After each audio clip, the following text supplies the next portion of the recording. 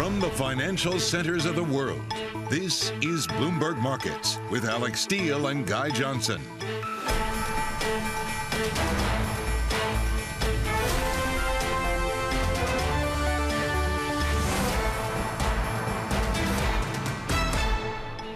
It's 30 minutes into the U.S. trading day, Wednesday, August 23rd. Here are the top market stories that we're following for you at this hour. Drop-kicking Foot Locker. Investors punish the stock after the company cuts its full-year forecast, dragging down its peers. And the pause point. Services start to roll over. Does the data from Europe and the U.S. give central banks permission to pause? We're going to talk to Ralph Schlosstein, Evercore Chairman Emeritus. An anomaly or trend, weakening services data, a 10% move around NVIDIA's earnings, and a baby giraffe born with no spots. We find out which is more unusual. It's a great full screen. All right, from New York, I'm Alix Steele with my co-host in London, Guy Johnson. Welcome to Bloomberg Markets. Guy made me put the giraffe, and I found a way. To put the giraffe in the cold open. You are welcome. Happy birthday. I've been thinking about it all morning. It's not my birthday, but I wish it was. Yeah, fantastic to get the giraffe in. We've just got to talk maybe about the Yankees and the fact that they've lost 9 in a row. Maybe 10 coming. Haven't seen that since 1913. Let's talk a little bit about what's happening with the PMI data. It is going to appear as if by magic behind me. And these data are not exactly great reading. The economies look like they are slowing down on both sides of the Atlantic. The US data, the latest to drop, but the European data earlier certainly giving us a reason to pause and think about what is happening here. Remember, not only on Friday do you have Jay Powell speaking, but you've also got Christine Lagarde, the president of the ECB. Is the data out of Europe going to change the way that she perceives maybe the path ahead? France, look at what these are the comp numbers. The services numbers are where the real story is. But France, 47 to 46. Germany, 48 to 44. 44. These numbers are getting painful. Eurozone, 48 to 47. The UK number dipping unexpectedly as well, Alex. These are not good numbers. They point to contraction.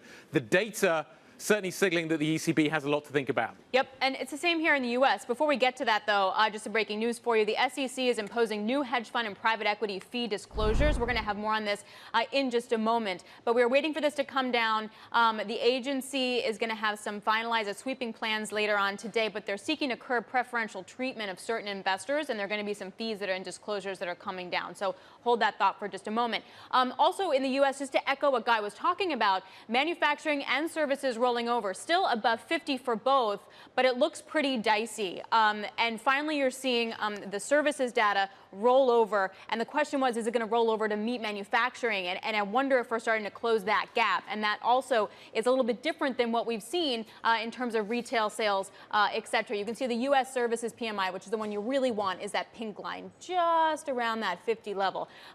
So anyway, clearly, things are weakening. We were going to blame it on us going over to you, Guy, for holidays. But look, all over the place, services are rolling over. Absolutely. So what is the take? How should central banks read this data? Let's get some instant analysis. Chris Williamson, S&P Global Market Intelligence Chief Business Economist. These are his data. Chris, if I'm Christine Lagarde and I'm looking at the numbers that you posted this morning, is this permission to pause, as Alex put it? Permission to pause.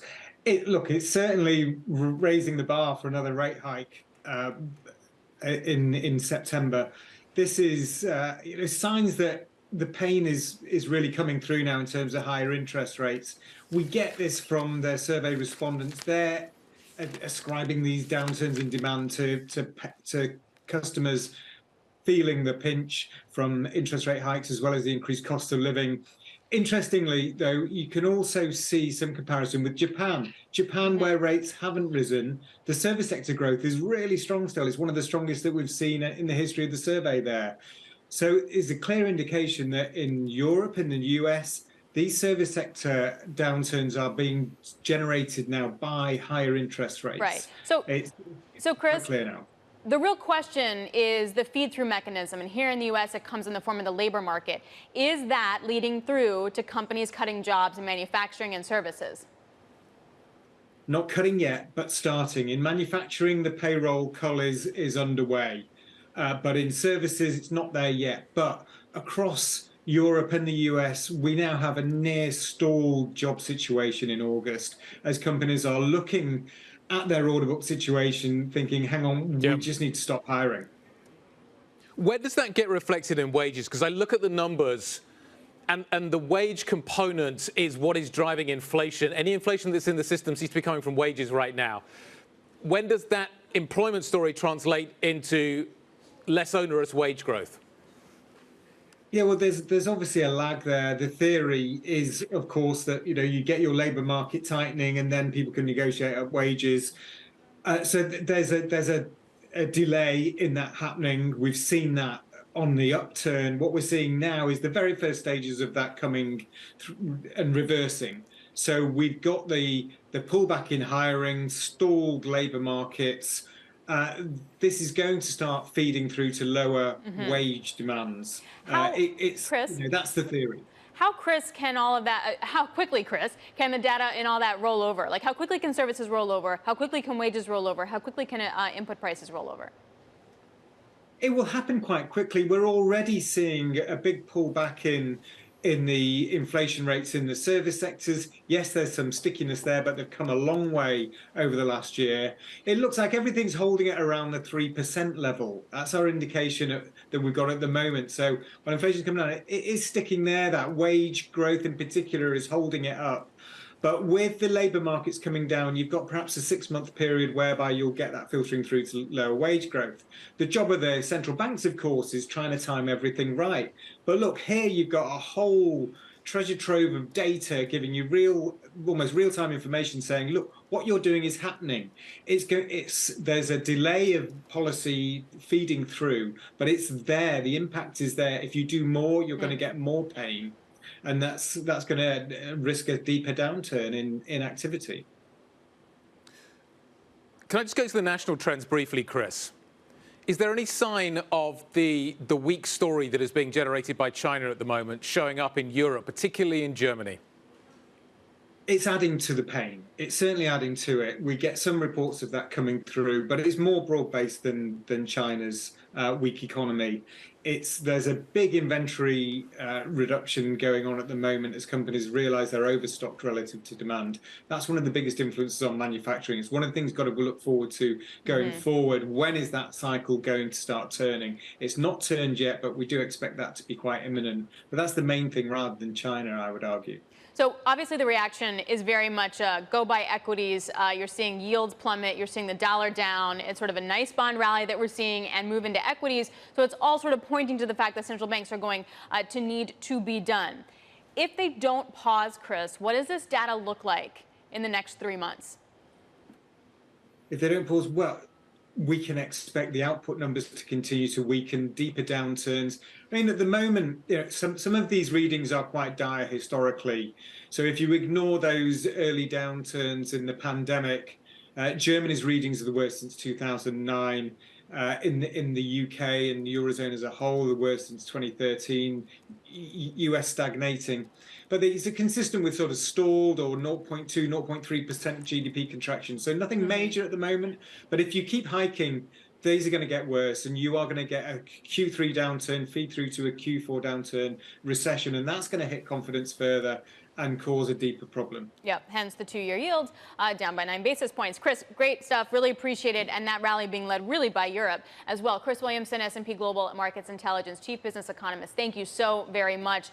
Some breaking news for you also. We have new home sales for July coming in actually really strong, an annualized rate of 714,000 homes, up by 4.4%. So that data, retail sales data, some of the read-through we're getting from retail, doesn't necessarily match up then to the services now that we're seeing roll over. Speaking of jobs market, really important. The Bureau of Labor Statistics just out with payroll revisions, and it's going to be revised. It will be revised down by about 360,000 in the preliminary estimate. Joining us now from more is Bloomberg's Michael McKee. Mike, can you put this number into context for us, please? Yes, every month the Bureau of Labor Statistics reports on the number of jobs that were created by surveying companies around the country. And then once a year, they go back and look at the tax records those companies have to file, and then they can rebalance the numbers to get a more accurate count. It only goes through March of this year, the year prior, from March to March. And as you mentioned, 306,000 fewer jobs likely created during that time period. It will be officially attributed it to various months at the beginning of the year, and each month probably will be a little bit lower, but it is smaller than expected, the drop smaller than expected by economists. So it does suggest that there's still strength in the labor market, and that what we saw over the last year was not any kind of mirage. Mike, is there a horse just out of shot? I'm wondering, is it there? Am I about to hear it kind of winnowing? The hat, I think, is very impressive. It goes very well with the Jackson. You are perfect. The Jackson Hole setup works very well. Mike, it is an incredible image. I don't really know how to talk about the data when you are in such a fantastic place with such a fantastic hat on, but I must. Is this number bigger or smaller than we anticipated? Is this ultimately going to change the trajectory for the Fed in any shape or form? No, because it came in lower than expected, and it basically means that by month there may be 20 to 25,000 fewer jobs. But remember, we were creating during that time period around 300,000 jobs a month. So at this point, it isn't really going to have a major effect. What is going to be interesting for the Fed is they take a look at these PMI numbers, and of course we'll see next week what the ISM shows us, and then you take a look at new home sales. We're getting this bifurcated economy where there is strength in some areas, weakness in other areas. We're expecting the long and variable lags to hit now, so there should be some weakness, but it's not across the board. So what do you do about raising rates at your next meeting? And I would think that Friday we'll hear Jay Powell say, we're just going to keep an eye on things. We don't have to decide till September 21st. We'll look at all the data. Data dependent, data dependent. It's so beautiful there that it doesn't even look real. Like your background looks like a green screen. It's so beautiful. All right, Mike, really appreciate it. Thanks for jumping on. Bloomberg's Michael McKee. Okay, get back to that breaking news from the top of the hour. The SEC imposing changes on hedge funds and private equity firms on fee disclosures. The move is meant to curb preferential treatment of certain investors. Well, joining us now, Bloomberg's Shonali Basak. Shonali, is this what we expected? There are a few things we did expect, to the point that you're making. Increased fee disclosure for hedge funds and private equity firms. This is a $17 trillion industry that has faced some regulation, but now you're watching the SEC under the Biden administration really start to grandfather a new era here for regulation for an industry that has just blossomed. To the point you're also making is that part of this is to limit preferential treatment, sidecars. The idea of giving larger investors, longer standing investors, better terms has really become common practice. And what now Chair Gensler is saying is that they're looking to make sure that one group of investors is not bearing an outsized share of benefits in terms of fees being reduced relative to other investors. Something interesting about this also is that if there are complex deals to cash out those investors sooner rather than later, or to transfer positions from one fund to another, which again has become fairly common practice, they would need an independent auditor to ensure a fair deal across investor bases. Now, there are some wins here for the industry. We've seen hedge funds and private equity firms lobby very aggressively against this rule, which will be voted on today by a 5-member commission. Yep. Two of those wins include the indemnification clauses, the idea that investors can sue more easily. They were going to try to lower it from ordinary negligence to ordinary negligence from gross negligence. That is not in the final rule.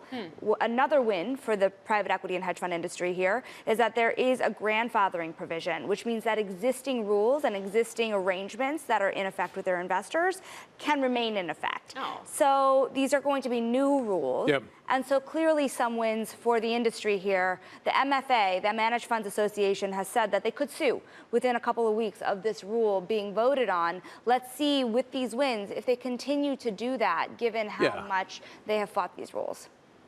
It does sound awfully like a draw to me.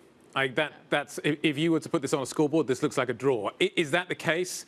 And is this just an example of hedge fund lobbying? This feels like there's been an awful lot of influence exerted here to make sure particularly those two last bits didn't go through. I'm sure hedge funds lawyers are pretty disappointed here. But everybody else must be pretty satisfied, and maybe that was money well spent. There are some real wins, but remember, this is a private industry that has enjoyed being private, and that was some of the draw here. The Managed Funds Association is a very powerful group. The Founders Council includes Bridgewater, Citadel, AQR, Balyasny. What they do from here will be interesting because, again, these are pretty landmark rules that are being created for the industry that even with those wins, I'm sure they don't want. Yeah. They got maybe some of what they wanted. Shonali, fascinating. Thank you very much indeed. We'll wait and watch and see those lawyers sharpening their pencils, and maybe we'll see some action very, very shortly. I still can't quite believe that Alix didn't reference the hat that Mike McKee was wearing. Anyway, maybe some hat jealousy. We'll talk about it later. Outfit. The whole outfit was fantastic. Outfit, I know. He's nailed it. Anyway, we are going to take you back to our question of the day. Do PMIs point to a pause? Kiran Ganesh of UBS Global Wealth Management joining us next. We'll see if he's wearing a hat. This is Bloomberg.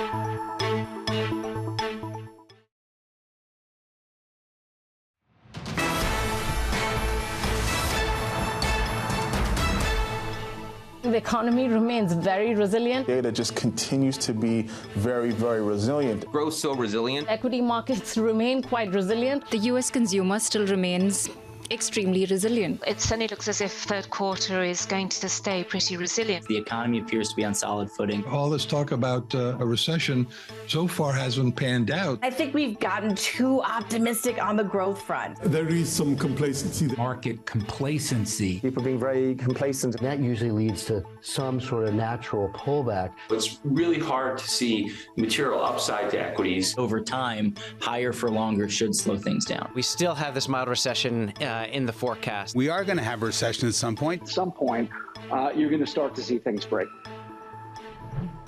Are things starting to break? Some of the guests on Bloomberg television talking about the debate about what is happening with the US economy right now. Clearly there is some resilience, but maybe the cracks are starting to widen. Today's PMI data, less followed in the United States, but I still think relevant. Fascinating. A slowdown appears to be certainly in train in Europe. How deep is it going to be in the United States, I think, is a key question. Do the PMI data that we've seen today point to a pause for the ECB, for the Bank of England, for the Federal Reserve? Kiran Ganesh, UBS multi-asset strategist, joining us now. The US data has been incredibly resilient. Do the PMIs change that? Is there a kind of permission to pause within that data? And what about Europe? What are you seeing in Europe? The data certainly starting to signal quite a significant contraction potentially in train for the ECB. Well, it's important to take a step back and see what this data is showing, right? So it's showing us that the economy is slowing. That's something we had expected, and it is likely that the economy is going to be slowing below trend. Does that mean we're going to enter a recession? Does that mean we're going to have a crash? No, we think the data has been resilient enough to prevent a recession at this stage. And in terms of central banks, we do think they're going to have to hike a little more because inflation is still elevated. So we're looking for perhaps one more hike from the ECB and the Bank of England. And we'll see what Powell has to say later this week. But we think he will leave the door open to a further rate hike because of that resilience we've seen in the US economic data. Karen, if the data rolls over a little bit more than we thought, I feel like the soft landing or no landing scenario, we may need to rethink those phrases. If we do, where's the pain trade? Yeah, so we think that bond yields have got quite a long way to fall. We've been quite surprised the extent to which bond yields have remained elevated, despite their optical attraction in terms of their yields, and despite the fact that clearly they can fall a lot further in the case that we see economic data slowing. So we think that trade of being long bonds right now, we think is a good one to have on in case you do see that further slowdown. It's important to remember that although a soft landing looks likely, this isn't a Goldilocks scenario that we're heading towards. So if you're in cash right now, and a lot of people are, you want to be thinking about some duration. How far out do you go? Yeah, so we're looking in the 5 to 10 year segment as the best positioning in our view, because you're locking in those yields over that time frame. Certainly within that frame, you're likely to see some kind of recession at some point in the future. And there, if we do see that slowdown, because you've got that duration in the portfolio, you're going to see some rally, which could offset some of the declines in other assets like equities. So is the read-through for the dollar then? Should the dollar be weaker? Because that also feels like that could be a big pain trade. Yes, a weaker dollar is certainly our expectation here. A lot of people today focusing in on those PMIs in Europe and selling the euro, selling the pound because of that economic weakness in Europe. But we think it's important not to forget the inflation picture, which is still more elevated in Europe. We think we're going to have to see more interest rate hikes in Europe relative to the US. And in terms of market pricing, people are very optimistic in terms of the outlook for the US economy, and that means the dollar is overvalued in our view. Pivot points are really hard to predict. This year has been massive on the uncertainty front? You think you've got a narrative nailed down, it switches on you. Then you think you've got that one nailed down, it switches on you. What's your degree of certainty right now? What's your kind of, what if you were kind of looking at the bell curve and the distributions and the kind of the sense you have and your sense of certainty about where the middle lies, how great is it? It's low but has improved, I would say. Okay. So I think we had very low levels of certainty earlier in the year when we had these massive interest rate increases, some notion that they're likely to have a negative impact on the economy, but really no data to show what impact that would have. Now we're quite some way on from those interest rate increases. We at least know what they haven't done so far, and they haven't caused a recession. The economy has remained resilient. So I think we can be a bit more confident in the soft landing scenario. But the fact that the impact has been so small, I think, is leaving that residual uncertainty because it feels like the impact should have been bigger. So I think there is still a sense of uncertainty, but perhaps lower than it was a month or two ago. Well, Guy, I feel like this is a perfect segue, Guy, to talk about options, because that's what you've been seeing, right? Like put options have been used. Yep. You have the single-day options expiration as well, which then can be responsible sometimes for late move swings in the equity market, like to your exact point. I think it's just been incredibly difficult to follow. I think you've got all kinds of uncertainty manifesting itself from kind of the very short term in the options you're talking about, all the way out to kind of 6-month, one-year horizon. You would have expected a 500 basis point hike in rates to have had a bigger effect at this point. It hasn't. It's like a firework. You've lit the blue touch paper. It's kind of one of those fireworks that kind of fizzles. And you're waiting for it to go bang. It hasn't gone bang yet. Do you go back to it? I don't know. What do you do? Of course you don't go back to it. But who knows what's going to happen at that point? Yeah. So I think that there is. I still think we're at a pivot point that has the potential to go bang. The soft landing narrative that Kieran's talking about, yeah, still possible. But we'll wait and see what happens. Yeah, which is exactly why I love the services data that came out in terms of the story that's painting that, like, how quickly can that roll over? If it rolls over quickly, then we have a different kind of scenario when it comes to a soft landing. Okay, we got to leave it there, Kieran. Thanks a lot for joining Kieran Ganesh of UBS. We appreciate your time. This is Bloomberg.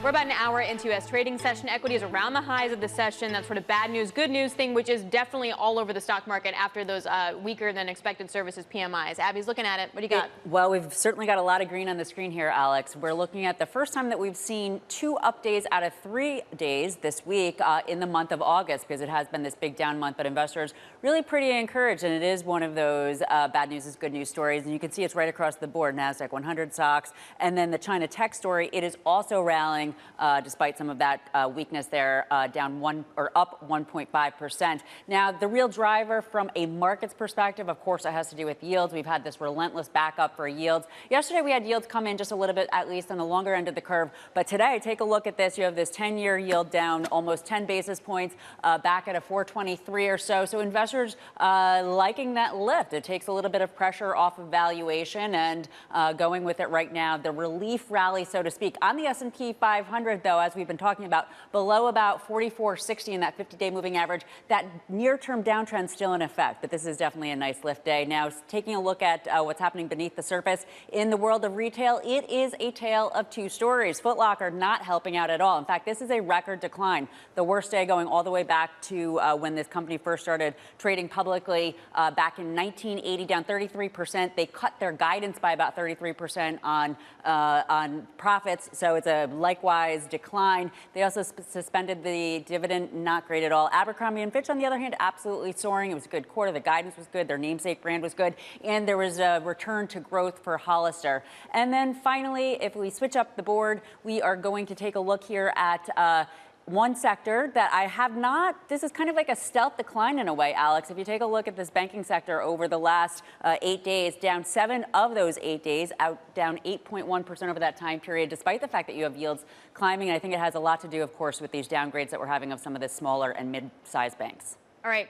Abigail, thanks so much. Really appreciate it. Yeah, also looking more regulation, et cetera. We appreciate that. All right, it is 32, almost past 7 on the West Coast. We want to get to the startup where we cover the top tech stories from the Bay Area and beyond as Silicon Valley starts its fiery morning. It looks like that is a very odd looking background there, Ed.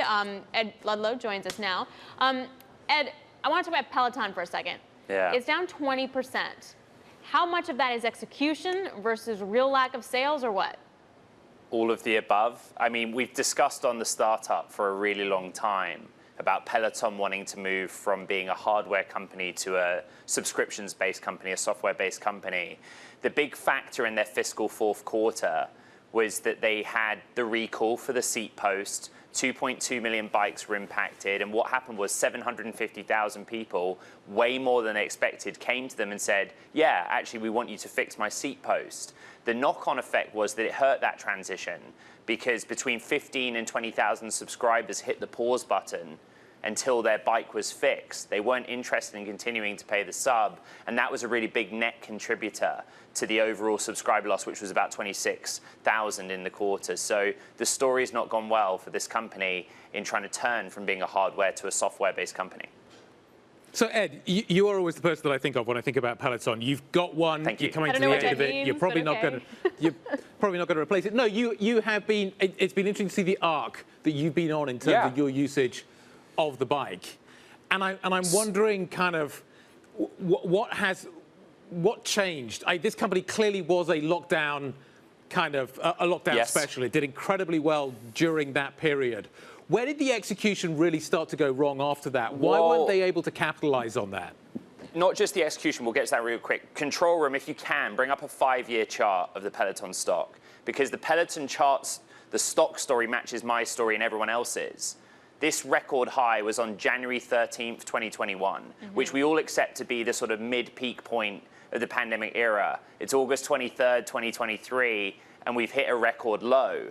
And you know, along the way, Peloton had supply chain issues. When people started transitioning out of their homes into the gym, they had a pricing issue because they, at the sort of mid-range of the pandemic, wanted to go towards the premium product. Yeah. And it's just continued its slide down lower and lower. And at the same time, those difficulties with hardware have not been able to be outshone by a focus on software and subscriber base. So, Ed, what confuses me is to the extent that the market's hitting the stock. Like, these are things we knew, right? So I'm just wondering what that says about positioning and sentiment going into some of these numbers. Yeah, I think, you know, this is the biggest drop since, on an intraday basis, August of 2022. At one point, it was the biggest drop since a midpoint of 2021. So clearly, I think expectations were elevated. The net result was their financials are taking a big impact, right? You know, the guidance for revenue is is up to 600 million at the high end. That's significantly below the average analyst estimate, and it's showing us that everything from higher costs that they're facing through to the recall, through to what I talked about, subscribers hitting pause, it's really impacting growth. And that's the key point. I think goes back to Guy's question as well. Yep. You know, Barry McCarthy's not been able to return them to growth, no matter what story you tell about what the company actually is. I remember in advance of Tesla earnings that Ed would almost be fizzing with excitement. Are you fizzing with excitement?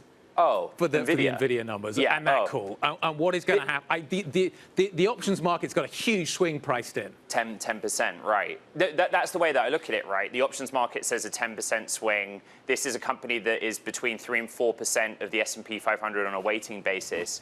But if it's the pure play for AI, if the pure play to get exposure to AI is to invest in NVIDIA, it tells us whether the AI story has staying power.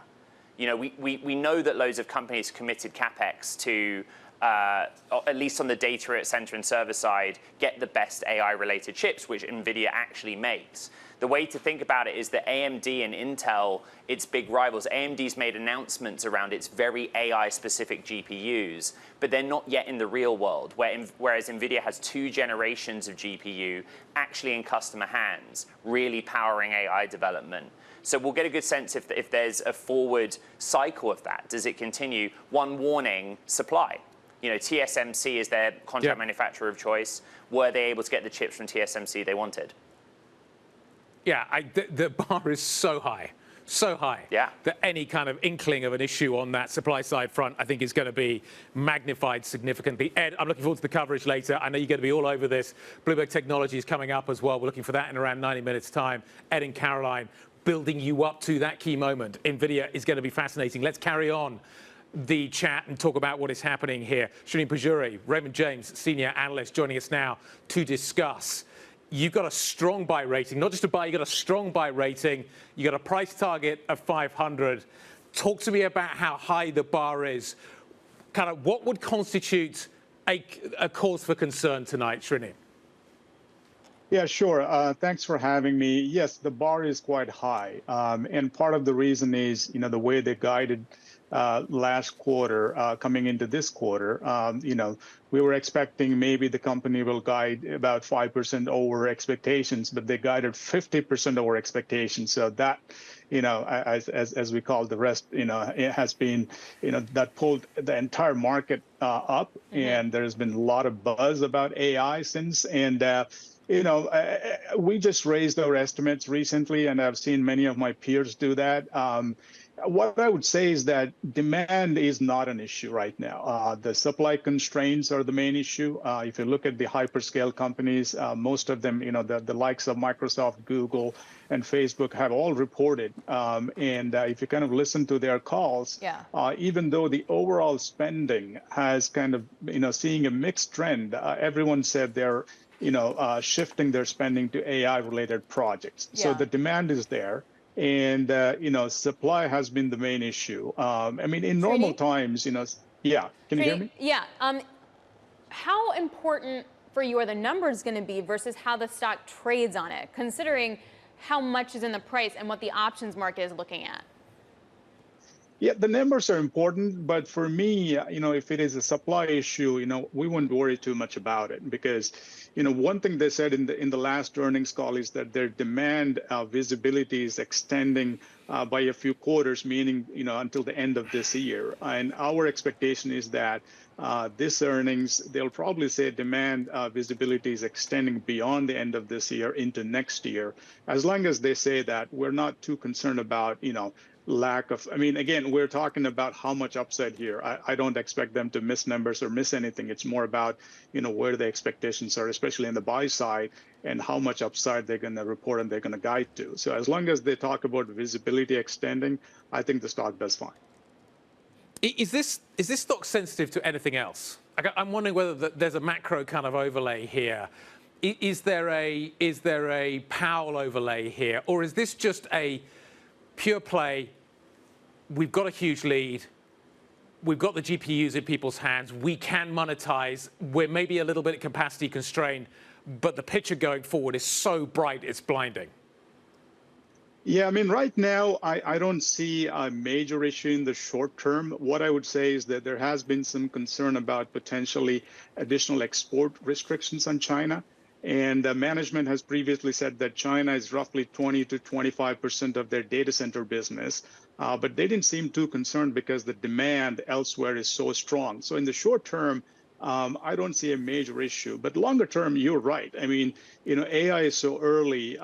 There's been a lot of spending.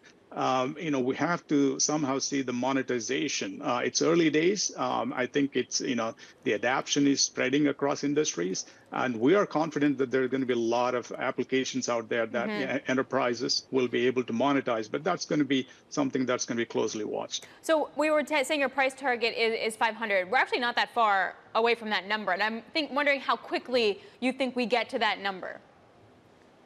It all depends on where the estimates go. As I said, we raised our estimates and we argued that there's probably additional upside in the short term. As estimates go, this is a stock that traded in the low 40s on average over the last 5 years. And there's no reason why the multiples will compress all that much. So as long as estimates are going up, I do expect, the stock and the price target across the streets to go higher as well. All right, Srini, thanks very much. We really appreciate it. Srini Pajjuri, thank you very much, of Raymond James. Some sad news to bring to you now. Laszlo Barini has passed away. For 5 decades, the famous investor shared his thoughts on the markets. He made his name, of course, at Salomon Brothers, where he was responsible for his weekly commentary. His trading manual was cited in Liar's Poker by Michael Lewis. In 1989, he left Salomon and formed Barini Associates. It is with great sadness that we bring you that news. Laszlo Barini was 79.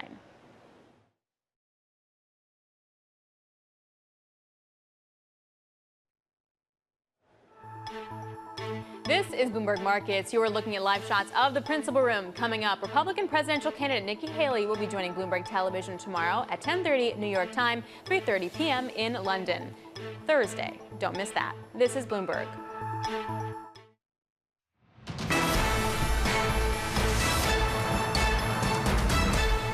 So we get services rolling over from the PMIs and more retailers coming in, and it paints a pretty murky picture for me. So on the one hand, you got Foot Locker just tanking, dragging down other sportswear makers. They wind up missing its estimates and suspending its dividends. Meanwhile, you get Abercrombie and Fitch boosting its full-year outlook. Apparently, customers are flocking back to the apparel brand, and also Urban Outfitters did really well. That was a shocker for me. Bloomberg. Is that where Mike McKee got his shirt from? Urban Outfitters? Definitely not. No, Abercrombie. The sort of the check thing. I'm just wondering. I don't think that's no, probably somewhere in the Midwest. Definitely not Urban Outfitters, unless there was like some super cute, trendy thing on the sleeves. I don't know. Simone Foxman is watching all of this for us. Can we start with Foot Locker? This kind of echoes what we saw yesterday from Dick's. What are we learning from these names right now? I think Foot Locker, the main message, weak consumer, slower than expected back to school sales. That's a really important time for Foot Locker as well. And more broadly, they're on this turnaround plan. And this is a really bad way to kind of kick things off. That was announced back in March, but now we're seeing this weak consumer, and that's pulling down athletic wear overall. Nike shares, Nike shares Under Armour sales off, kind of in sympathy with this trade. Dick's, is athletics overall really under pressure? Athletic out, prep back. So what's happening, the preppy look back? So what we threw at Abercrombie, it's not just Abercrombie, it's Hollister as well. My kids certainly know the Hollister brand pretty well. They kind of like the Abercrombie brand. I can see how they could get back into that as well. Why is one going in one direction and one going in the other? You know, it seems like people want to spend on certain things and not on others. So Abercrombie has really tailored its products these days after, this dramatic sort of fall from grace and then trying to reboot itself under the aegis of CEO Fran Horowitz. It's now trying to target younger millennials, allow them both work and play sort of attire. And it seems to be really succeeding. I remember being in like middle school and Abercrombie was all the things. So it does seem to be back because these are the strongest second quarter sales since 2011 and share price really reflecting that, the strongest in a decade. Yeah, I don't know if I categorize Abercrombie as preppy, Guy. Really? I don't think that's preppy. No, I'm looking on their website. I would not say this is like a J. Crew is preppy. In my day, J. Crew I appreciate, but in my day Abercrombie was also quite preppy as well. But I don't think maybe so. I'm maybe I just got it all wrong. Okay, yeah. But maybe preppy is a little bit more what can mediate between work. You can wear. It's nice enough you can wear it to certain jobs, perhaps millennial jobs, service sector jobs. But you can also kind of wear it to play. It's not completely too much too buttoned up. Okay, fair enough. Or buttoned down. Or unbuttoned. I don't know. There's lots of ways we can go with this as I scroll through their website. So to that point, though, I'm wondering what we learned about the shrink, which really hit Dick's. Did we hear anything about that from any of these other retailers, or can we say that was a Dick's real issue this last quarter? So this was mentioned, not just by Foot Locker as well, but also by Bath & Body Works. Foot Locker saying, this isn't such a huge thing for us. It's bad, but it's not so bad. Bath & Body Works talking about how this is worse than it had anticipated. The trend line is down. That said, last quarter, Target was the one who was really calling out shrink as a huge hit on their earnings, apparently had underestimated sort of the overall impact. Now this quarter it really seems to be Dick's Sporting Goods, but it's hard to tell. I mean, how much of this is companies just didn't plan appropriately? How much of this is an upswing in the amount of shrink? I mean, I was looking back yesterday, there were plenty of stories from 10 years ago about the impact of shrink being significant, organized crime, in retail space. It's unclear exactly how much larger the impact is now than it was then. Okay, I'm going to admit I'm looking through the website. To be fair, the last time I went to an Abercrombie store was the one all the way down by the heliport in Manhattan. That was it, but that must have been 20 years. I think it was the same time that I bought the Birkenstocks. Yeah. Honestly, I think it may have been the same trip. Yeah, times have changed just a touch. There's a lot more it's a lot more hoodie than I remember it being. So there's a lot of hoodies in there. Birkenstocks with the Abercrombie and Fitch. It's entirely possible, Simone, that may have been the case. Oh, God, you're killing my soul. Go to break. Go to break. Simone, thank you very much. This is Bloomberg.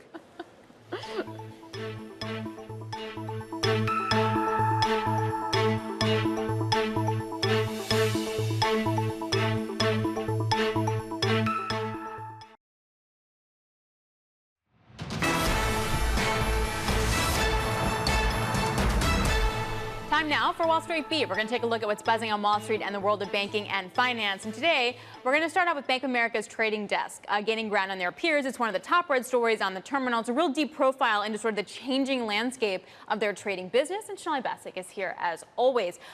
Okay. Big dramatic changes that are actually paying off. They really are landmark changes, and people talk about trading as a sleeping giant over at Bank of America. Post-crisis, they were not willing to take on that much risk. But then you have this new guy. He is Jimmy DeMare. He came from Citigroup in the wake of the financial crisis over to Bank of America, and he is really the man to watch over at Bank of America. Last 4 quarters in a row, you have the big boss, Brian Moynihan, giving him a shout out in each of the earnings calls.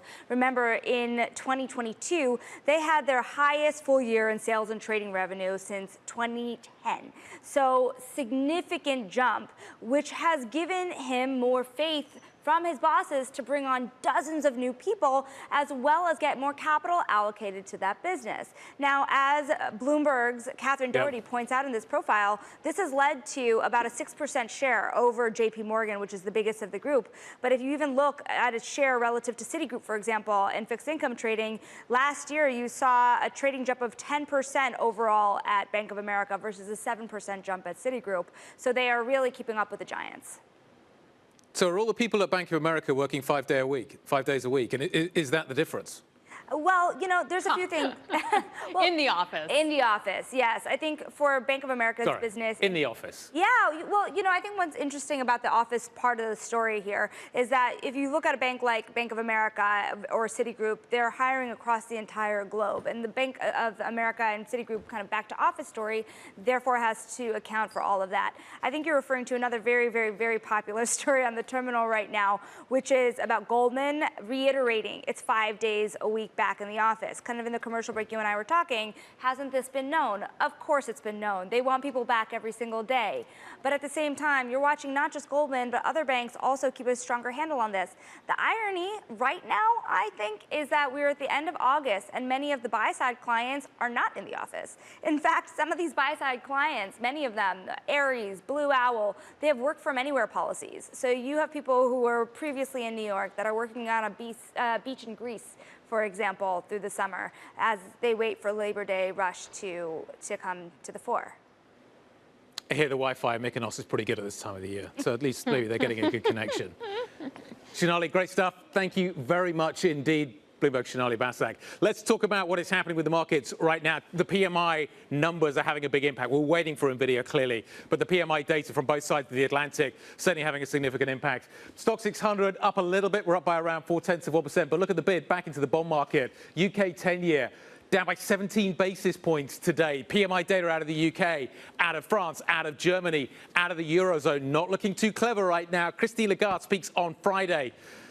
I've been saying it all week. That's the story. Wait for Lagarde. This could be the surprise. The other story I want to mention as well is Adidas or Adidas, but what do I know? Adidas, Adidas down by 4.73. The ripple effect coming off Foot Locker is huge right now, and it's certainly rippling across the Atlantic, and Adidas is suffering. That stock, as I say, down by nearly 5%, but Foot Locker obviously down significantly more. There is much to discuss with our guest in the next hour. Ralph Schlostein, Evercore Chairman Emeritus, joining us to discuss Powell, NVIDIA, AI, what the long-term story for these markets looks like right now. Ralph is coming up soon. This is Bloomberg.